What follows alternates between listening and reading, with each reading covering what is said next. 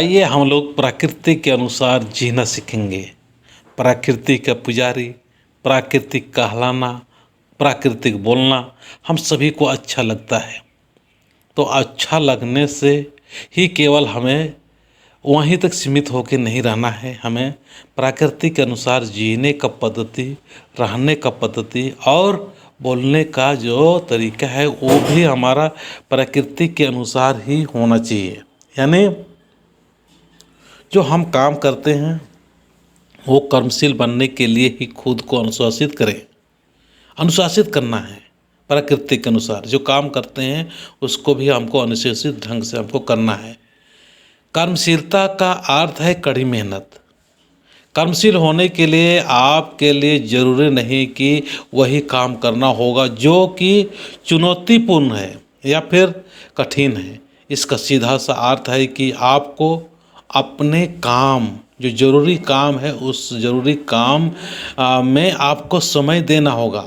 अब समय दीजिएगा तो आपको सफलता मिलेगा ही मिलेगा। हम लोग क्या करते हैं, समय नहीं देते हैं, काम करते हैं, लेकिन काम के साथ साथ हमको इस बात को भी ध्यान देना है कि जहाँ ज़रूरी काम है, जहाँ वहाँ से परिणाम अच्छा मिल सकता है, वहाँ पर हम लोग को समय को भी देना चाहिए। और अच्छा परिणाम के लिए और भी बेहतर परिणाम के लिए वहाँ समय और वहाँ काम करने के साथ साथ में हमें इस बात को भी नहीं भूलना है कि परिणाम देने वाला धर्मेश ही है, चाला माँ है, और उसको हमको किसी भी हालत में नहीं भूलना चाहिए। अन्य समाज का मैं देखता हूँ, चाहे वो कितना भी काम हो, कुछ भी हो, वो धर्मेश का नाम लेना नहीं भूलते हैं। और हम लोग काम तो करते रहते हैं लेकिन धर्मेश के पास जाते नहीं हैं, धर्मेश के नाम पर हम लोग समय नहीं देते हैं। आपको ज़िंदगी में ऐसे कई काम मिलेंगे जो जरूरी नहीं है, जरूर नहीं है, बहुत कठिन ही हो, लेकिन सामूहिक रूप से हमको काम करने की ज़रूरत होगा और सामूहिक रूप से भी हमको समय देने की आवश्यकता है। बहुत सारे ऐसे काम हैं, बहुत सारे ऐसा हम लोग का जो सामाजिक काम है जिससे कि हम लोग सामूहिक रूप से हमें समय भी देना होगा, टाइम भी देना होगा, और कुछ अपना जो स्वार्थपन उससे ऊपर उठ कर हमको काम भी करना होगा। अगर आप उनसे पार पाने की, यानी हमारे समस्याओं या हमारे दिक्कतों से पार पाने के लिए हम लोग अगर प्रकृति के अनुसार अगर अनुशासित होकर काम करते हैं तो हमारा जीवन धन्य होगा और उथल पुथल जो ज़िंदगी है, उथल पुथल या भटकाव की जो ज़िंदगी है वो ख़त्म हो जाएगा। यानी हमें आत्म मंथन करने की ज़रूरत है। आत्म अनुशासन के लिए यह ज़रूरी है कि आप जहाँ आवश्यक हो वहाँ समय देने की क्षमता विकसित करना होगा।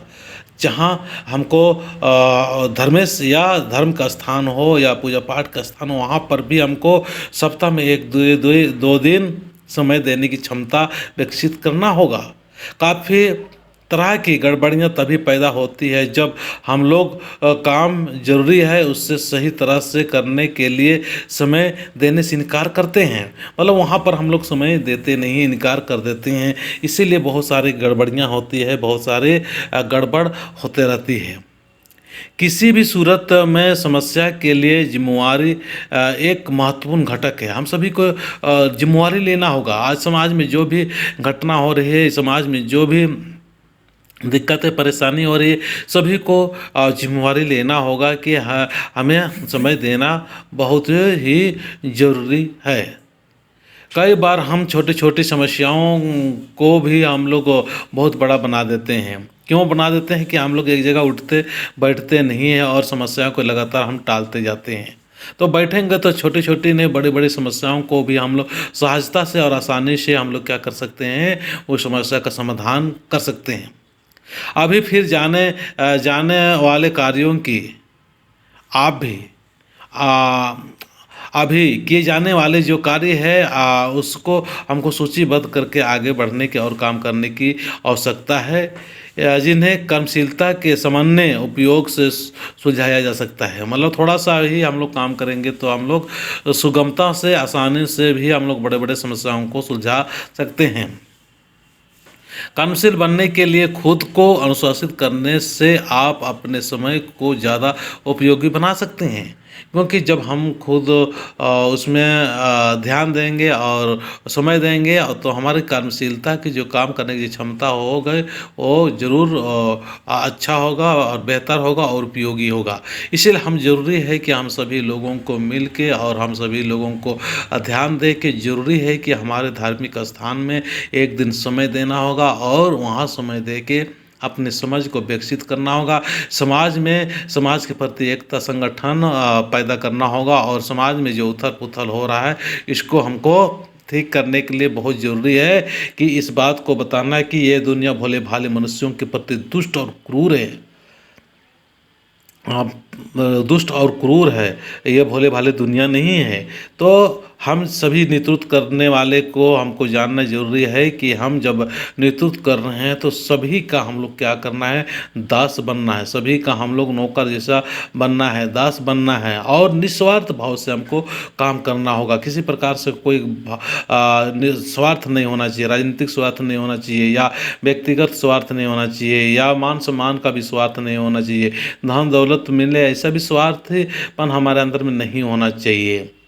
और हमें हमेशा धैर्य रखने की ज़रूरत है।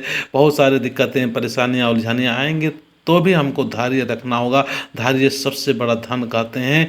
आप एक मंजिल, एक रास्ता चुन लें, वहाँ धैर्य की ज़रूरत पड़ता है। अगर धैर्य नहीं है तो बहुत सारी विपरीत परिस्थितियाँ आएंगे, उस स्थितियों से आप विचलित होते ही जाएंगे। दूसरों पर भी हमें रौब जमाने की आवश्यकता नहीं है। हम लोग क्या होते हैं, दूसरों के ऊपर रौब जमाने की कोशिश करते हैं, हावी होने की कोशिश करते हैं, तो ऐसे भी हम लोग करने की ज़रूरत नहीं है। हम नेतृत्व करता इस तरह से नेतृत्व करेंगे कि सबको साथ, सबको लेके चलने की ज़रूरत है। और आज हमारे समाज में और एक चीज़ हम बताना या कहना चाहेंगे कि हमारे समाज में सभी लोग अगुआ और सभी लोग मतलब इस तरह से अपने आप को समझने लगते हैं कि बस मैं जो हूँ वो हूँ, बाकी कोई भी नहीं है, किसी के साथ चलने के लिए तैयार नहीं है।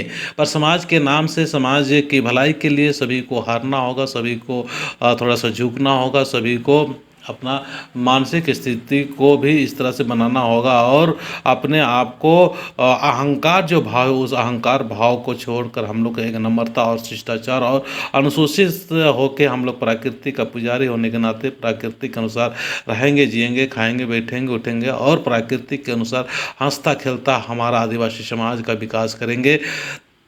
तो मैं अंत में यही कहना चाहूँगा कि हमारे बहन लोग कितने अच्छी तरीक़े से प्राकृतिक का जो सखुआ पेड़ का जो पत्ता है उस पत्ता को टोपी बना के एक संदेश दे रहे हैं, संकेत कर रहे हैं कि हमारा धर्म प्राकृतिक है और प्रकृति के अनुसार जीना, खाना, उठना, बैठना तमाम चीज़ है। और हमारा जो प्रेम रूप है प्रकृति का, उस प्रेम रूप के अनुसार हम लोग एक दूसरे से मिलेंगे जुलेंगे और कभी भी किसी से लड़ाई झगड़ा या विवाद ना हो। और अच्छा समाज और सुंदर समाज के लिए हमको सभी को एक साथ मिल बैठ के सरना में आना होगा, सरना का वैल्यूएशन समझना होगा। सरना का अहमियत को समझेंगे तो हमारे में अंदर में प्रेम होगा, एकता होगा, संगठन होगा, नम्रता आएगी, एक दूसरे की मदद की भावना आएगी, हर लोगों का इज्जत करेंगे, मान करेंगे। और तो और हमें अपने बच्चों को भी इसी तरह से बनाने की आवश्यकता है। और हमारे साथ में प्रकृति के सारे शक्तियाँ, दिव्य शक्तियाँ हमारे मदद के लिए, सहयोग के लिए आएंगे। और इस सहयोग के साथ साथ में हम लोग एक तरह से समझ लीजिए कि जीवन की जो रहस्य है, जीवन की जो गुण है, जीवन में जो चाहिए कि सदा जीवन उच्च विचार और उच्चता भरी हम लोग को हरकत के द्वारा हम लोग एक संकेत या इशारा देने का प्रयास करेंगे कि आप और हम सारे मिलके एक ऐसे हमें अपने जीवन को बनाना है जो कि सहज हो, आसानी हो, सुगमता हो और प्रेम से भरा हो। मैं इतना ही बोल के अपनी बातों को समाप्त करता हूँ। ये वीडियो कैसा लग रहा आप ज़रूर अपने कमेंट्स के माध्यम से बताना। कमेंट्स के माध्यम से बताओगे मेरा भी हौसला अप होता है और मेरा भी हौसला एक तरह से लगता है कि हम मैं काम कर रहा हूँ उससे सरना समाज को लाभ हो रहा, फ़ायदा हो रहा है, लोगों को एक अच्छा लग रहा है। इसी उम्मीद के साथ में मैं अंत करता हूँ। जय धर्मेश, जय हिंद, जय भारत, जय आदिवासी, जय सरना।